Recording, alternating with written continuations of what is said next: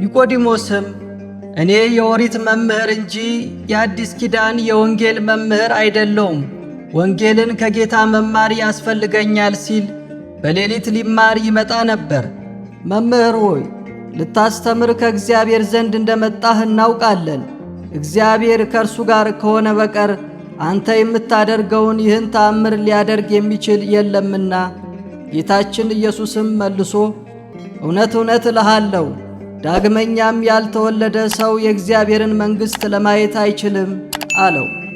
ጌታችን መድኃኒታችን ኢየሱስ ክርስቶስ የኦሪት መምህር የነበረውን ኒቆዲሞስን ከአምስቱ አዕማደ ምስጢራት አንዱ የሆነውን የእግዚአብሔር ልጅነትን የምናገኝበትን ምስጢረ ጥምቀት አብራርቶና አስፍቶ አስተማረው። የዮሐንስ ወንጌል ምዕራፍ 3 ከቁጥር 1 እስከ 16። ኒቆዲሞስ ጊዜ የለኝም አላለም። የሌሊቱን ሰዓት ለወንጌል ትምህርት ተጠቀመ። እኛ ስለ ነፍሳችን ምግብ ምን ያህል ጊዜ እንሰጣለን? ኒቆዲሞስ ታሪኩ የተጀመረው በምስጢርና በሌሊት ቢሆንም ታሪኩ ያበቃው በታላቅ እምነት ነው። ዓለም ጌታችን መድኃኒታችን ኢየሱስ ክርስቶስን በሰቀለችውና ደቀ መዛሙርቱ በሸሹበት በዚያ አስጨናቂ ሰዓት በስመ አብ ወወልድ ወመንፈስ ቅዱስ አሃዱ አምላክ አሜን። ጤና ይስጥልኝ ውድ የሳኔል ሚዲያ ቤተሰቦች፣ በወደደንና ባፈቀረን በጌታችን በመድኃኒታችን በኢየሱስ ክርስቶስ ፍጹም ሰላም እንደምን አላችሁ? እንኳን ለዐቢይ ጾም 7ኛ ሳምንት ኒቆዲሞስ በሰላም አደረሳችሁ አደረሰን። ቸሩ መድኃኔ ዓለም በወደደና በፈቀደ የጌታችን የኢየሱስ ክርስቶስ ጾም 7ኛ ሳምንት ላይ ደርሰናል። የመጀመሪያውን ሳምንት ዘወረደ ብለን አምላክ ሰው መሆኑን አሰብን። በሁለተኛው ሳምንት ቅድስት ብለን የጌታችን የመድኃኒታችን የኢየሱስ ክርስቶስ ቅድስና የባሕሪው መሆኑን የሰንበትን ቅድስና አሰብን። በሦስተኛው ሳምንት ምኵራብ ብለን ኢየሱስ ክርስቶስ በአይሁድ ምኵራብ በመገኘት የሃይማኖትን ቃል እንዳስተማረና በቤተ መቅደሱ የሚነግዱትን በጅራፍ ገርፎ እንዳስወጣቸው አሰብን። በአራተኛው ሳምንት መጻጉዕ ብለን ጌታችን መድኃኒታችን ኢየሱስ ክርስቶስ በተለያዩ በሽታዎች የሚሰቃዩትን የሰውን ልጆች ከችግራቸው ከሕማማቸው እንደፈወሰ አሰብን። በአምስተኛው ሳምንት ደብረ ዘይት ብለን ጌታችን በደብረ ዘይት ተራራ ቅዱሳት ሐዋርያቱን ስለ ዳግም ምጽአቱ ስለ ዓለም ፍጻሜ አብራርቶና አስፍቶ እንዳስተማራቸው አስበን አከበርን። በስድስተኛው ሳምንት ገብርኄር ብለን ጌታችን መድኃኒታችን ኢየሱስ ክርስቶስ ለመልካም አገልጋዮች የክብር አክሊልን እንደሚሰጥ አስበን አከበርን። ዛሬ ደግሞ እንደ እግዚአብሔር መልካም ፍቃድ የዐቢይ ጾም 7ኛ ሳምንት ኒቆዲሞስ በመባል የሚጠራውን በስፋትና በጥልቀት የምንመለከት ይሆናል። ኢትዮጵያዊው ሊቅ ቅዱስ ያሬድ ለምን ይህን ስያሜ እንደሰጠውና መንፈሳዊ መልእክቱን በዝርዝር የምናይ ይሆናል። አብራችሁን ቆዩ። በሰው ዘንድ ቢሟጠጥ ተስፋና ደስታ እኛስ ፈጣሪ ያለን ሁሉን የሚረታ ተስፋ እንደሌላቸው አንሆንም ከቶ ክርስቶስ አለልን የሚያሳይ አብርቶ። ኒቆዲሞስ ፈሪሳዊ ከአይሁድ አለቆችና መምህራን አንዱ ነው። ኒቆዲሞስ ቃሉ የግሪክ ሲሆን ድል ማድረግን ወይም አሸናፊነትን ያመለክታል። በዮሐንስ ወንጌል ላይ ከፈሪሳውያን ወገን የአይሁድ አለቃ የሆነ ኒቆዲሞስ የተባለ አንድ ሰው እንደነበርና እርሱም በሌሊት ወደ ጌታችን መጥቶ እንደተማረ ተገልጿል። ዮሐንስ ወንጌል ምዕራፍ 1 ቁጥር 2 ኒቆዲሞስ በአይሁድ አለቆች ፊት ሕጋችን አስቀድሞ ሳይሰማ የተሠራውንም ሳይታወቅ በሰው ይፈረዳልን? በማለት ስለ ጌታችን ኢየሱስ ክርስቶስ በድፍረት የተናገረ እርሱ ነው።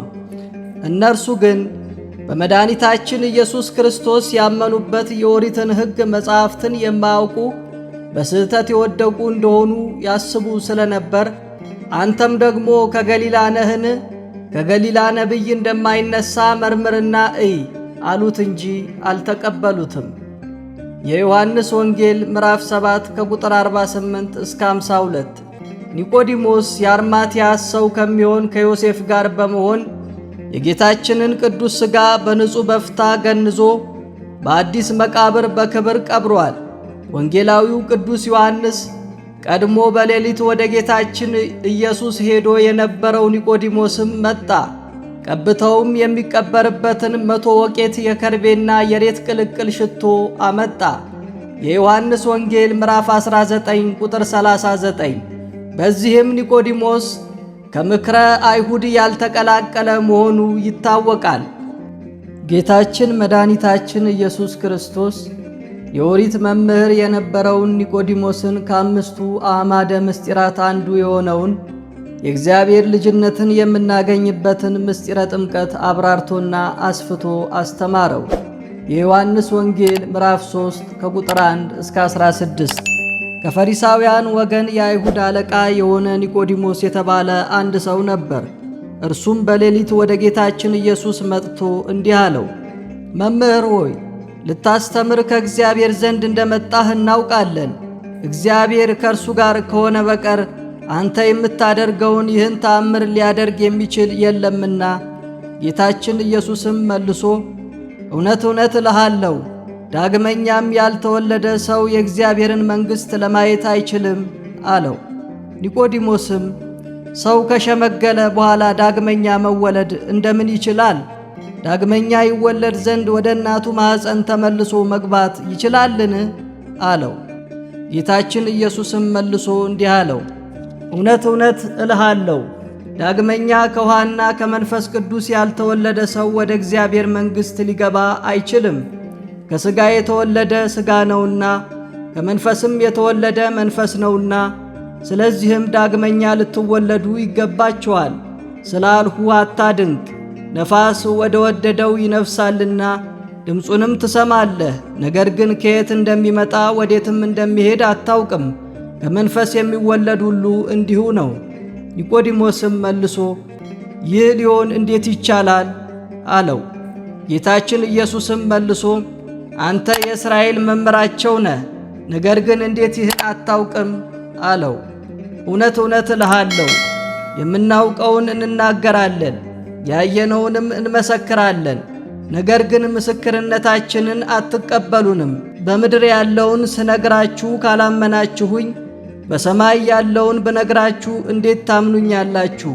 ከሰማይ ከወረደው የሰው ልጅ በቀር ወደ ሰማይ የወጣ የለም፣ እርሱም በሰማይ የሚኖረው ነው። ሙሴ በምድረ በዳ እባቡን እንደሰቀለ የሰው ልጅ እንዲሁ ይሰቀል ዘንድ አለው። ያመነበት ሁሉ ለዘላለም ሕያው ሆኖ እንዲኖር እንጂ እንዳይጠፋ፣ በእርሱ የሚያምን ሁሉ የዘላለም ሕይወት እንዲያገኝ እንጂ እንዳይጠፋ እግዚአብሔር አንድያ ልጁን ቤዛ አድርጎ እስኪሰጥ ድረስ ዓለሙን እንዲህ ወዶታልና። ፍቅር ማረከኝ በሕይወቴ በዘመኔ፣ ፍቅር ማረከኝ በሕይወቴ በዘመኔ፣ እግዚአብሔር ለኔ መድኃኒቴ፣ ፍቅር ማረከኝ በሕይወቴ በዘመኔ። የሌሊት ተማሪው ኒቆዲሞስ የሌሊቱን ጊዜ ለትምህርት ለምን መረጠ? ከፈሪሳውያን የአይሁድ ወገን የሆነ ኒቆዲሞስ ከቀኑ ክፍለ ጊዜ ይልቅ የሌሊቱን የመረጠበት የቤተ ክርስቲያናችን ሊቃውንት እንዳስተማሩን ዋና ዋናዎቹን እንመለከታለን። በመጀመሪያ ደረጃ ኒቆዲሞስ የአይሁድ መምህር ስለነበር እንዳያዩት ፈርቶ በሌሊት ወደ ጌታችን ኢየሱስ ክርስቶስ እየመጣ ይማር ነበር። እኛስ ዛሬ ልባችን የተረዳውን እውነት በግልጽ እንዳንፈጽም በፍራቻና በይሉንታ የምንደብቅ ስንቶቻችን ነን? ፍጹም ፍቅር ፍርሃት የለውም፣ ፍርሃት ቅጣት አለውና አንደኛ ዮሐንስ ምዕራፍ 4 ቁጥር 18።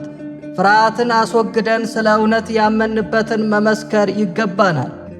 በሁለተኝነት ኒቆዲሞስ መምህር ስለነበር ስማር ሰዎች ቢያዩኝ መምህር መባሉ ይቀርብኛል ብሎ በማሰቡ ነው። እኛስ ዛሬ የዘላለም ሕይወት የሚሰጠንን የእግዚአብሔር ቅዱስ ቃል በትሕትና መማር ሲገባን ለምድራዊ ክብር ብለን በቀን ጊዜያችን መማር ያልቻል ስለዚህ የቀን ጊዜያችንን በአግባቡ ልንጠቀምበት ይገባል። ማንም ሊሰራ የማይችልባት ሌሊት ትመጣለችና። የዮሐንስ ወንጌል ምዕራፍ 9 ቁጥር 4። በሦስተኝነት ኒቆዲሞስ ከቀን ልብ ይልቅ የሌሊት ልብ የተሰበሰበ ስለሆነ በሙሉ ልብ በማስተዋል ለመማር ስለፈለገ ከቀኑ ክፍለ ጊዜ ይልቅ የማታውን መረጠ። ዛሬስ ስንቶቻችን ነን ቅዱስ ቃሉን በማስተዋል ከልብ ሆነን የምንማር? የሰማነው ቅዱስ ቃል በሕይወታችን ፍሬ እንዲያፈራ ቅዱስ ቃሉን ከልብ ሆነን በማስተዋል ልናዳምጥ ይገባናል። በቅዱስ መጽሐፍ ላይ ቃሉን ሰምቶ የሚያስተውል ልብ መልካም መሬት ተብሏልና፣ በመልካም መሬት የተዘራውም ይህ ቃሉን ሰምቶ የሚያስተውል ነው። የማቴዎስ ወንጌል ምዕራፍ 13 ቁጥር 23።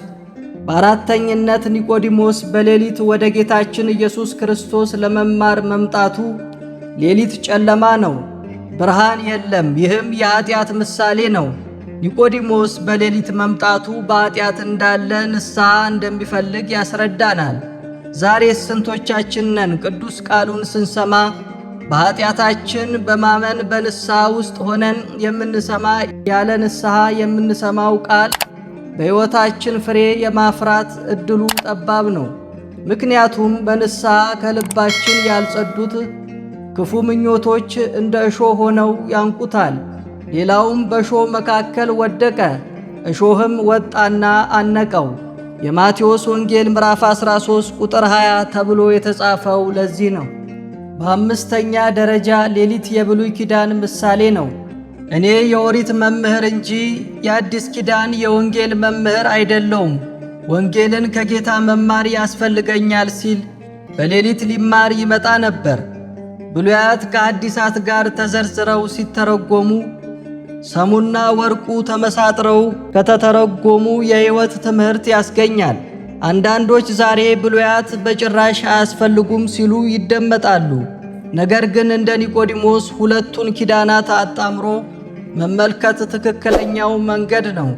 ለዚህም ነው ጌታችን ኢየሱስ ክርስቶስ ሲያስተምር እውነት እውነት እላችኋለሁ ሰማይና ምድር እስኪያልፍ ድረስ ከሕግ አንዲት የወጣ ወይም አንዲት ነጥብ አታልፍም፣ የማቴዎስ ወንጌል ምዕራፍ 5 ቁጥር 18 በማለት አጽንዖት ሰጥቶ የተናገረው። ኒቆዲሞስ ምንም እንኳን የቀኑ ክፍለ ጊዜ ባይመቸውም በሌሊቱ ሰዓት ለመማር ችሏል። እኛም ከእርሱ ተምረን ከልብ ካለቀሱ እንባ አይጠፋምና ምንም የዓለም ውጥረት ቢበዛብንም ለቅዱስ ቃሉ ጊዜ አይጠፋምና ሕይወት ለሚገኝበት የወንጌል ትምህርት ጊዜ ልንሰጥ ይገባናል። ኒቆዲሞስ ታሪኩ የተጀመረው በምስጢርና በሌሊት ቢሆንም ታሪኩ ያበቃው በታላቅ እምነት ነው። ዓለም ጌታችን መድኃኒታችን ኢየሱስ ክርስቶስን በሰቀለችውና ደቀ መዛሙርቱ በሸሹበት በዚያ አስጨናቂ ሰዓት ኒቆዲሞስ ግን የጌታው ፍቅሩ ማርኮታልና 100 ወቄት የሚመዝን ውድ ሽቶ ይዞ መጣ። የጌታችንን ቅዱስ ሥጋ በክብር ገነዘ፣ በአዲስ መቃብርም ቀበረው። ኒቆዲሞስ ጊዜ የለኝም አላለም። የሌሊቱን ሰዓት ለወንጌል ትምህርት ተጠቀመ። እኛ ስለ ነፍሳችን ምግብ ምን ያህል ጊዜ እንሰጣለን? ከፈሪሳውያን ታላቅ መምህር አለቃና የሕግ አዋቂ ከሆነው ከኒቆዲሞስ ተምረን ለጽድቅ ሕይወት ለእውነት የምንቆም ቅዱስ ቃሉን የምናስተውል በፍቅር ፍርሃትን አሸንፈን ወደሚደነቅ ታላቅ ብርሃን የምንገባ ያድርገን። አሜን። ወስብሐት ለእግዚአብሔር ልዑል ወለወላዲቱ ድንግል ወለመስቀሉ ክቡር አሜን። በጥቂት ንስሐ በአንተ መወደዴ ፍጡስ የተባልኩኝ ነኝና ወንበዴ ለፍርድ ስትመጣ አስበኝ ስለው ዛሬውኑ ነፍሴን ገነት አኖረው።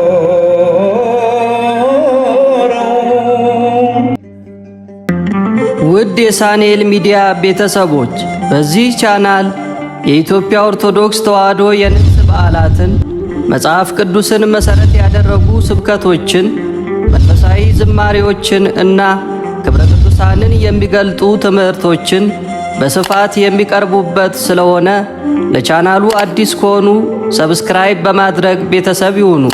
ይህን መንፈሳዊ አገልግሎት ላይክ፣ ሼር በማድረግና አስተያየት በመጻፍ ይደግፉ።